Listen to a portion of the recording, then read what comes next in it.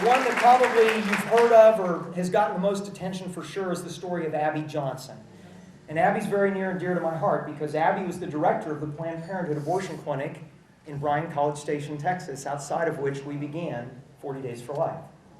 Abby worked through 6 different 40-day campaigns outside of the abortion clinic she directed until the fall of 2009 when God finally broke through, the scales fell away from her eyes, and she saw the truth. She was working at the abortion center that day, and an out-of-town abortionist who had come over from Austin called Abby back into the procedure room. He said, I need your help.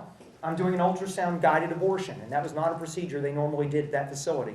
So Abby was pulled back in there, and she was the one holding the probe on the mother's belly, watching on the television screen as a 13-week-old baby that was perfectly healthy and happy was moving around, and then she saw the thin cannula, the little tube used by the abortionist, enter the picture. And her stomach started to just get those flutters, and she thought, this is going to be really bad. And then she thought, wait a minute, no, Planned Parenthood has always told me that they don't feel any pain at that stage in the pregnancy. That product of conception won't feel anything. But as that cannula began to poke and prod the baby, she saw it jerk away in pain. And she knew this is going to be really bad. And then the abortionist callously joked to one of the technicians, and he said, beam me up, Scotty. And that was his sign to turn on the suction machine.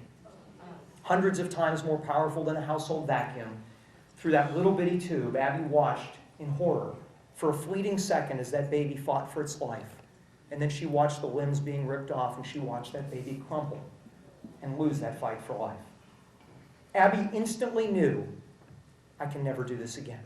8 years I have lived a lie. I have sold a lie to thousands of women. She went back to her office, tears streaming down her face, wondering, where do I go? What do I do? And she looked out the window, and there were 2 women quietly praying as a part of the 40 Days for Life. And she said it was like God spoke to her audibly and said, that is where you need to go. Abby immediately resigned her job and came over to the local pro-lifers and said, I want out, I want to get away from this. Planned Parenthood found out and filed a massive lawsuit against her to try to silence her because she had been, after all, their 2008 Planned Parenthood Employee of the Year, and now she was going over to the other side.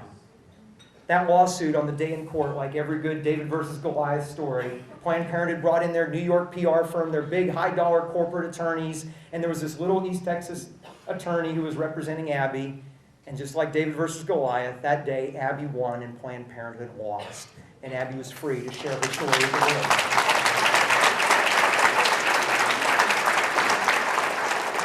She has been on an incredible journey over these last couple of years, and now she is one of the prayer volunteers outside praying for the closure of the facility she used to direct. She sidewalk counsels women outside of that abortion facility. She texted me not long ago and said, David, we just saw a pair of twins spared from abortion who are going in, and we were able to counsel them and turn them away, and they're going to the local crisis pregnancy center.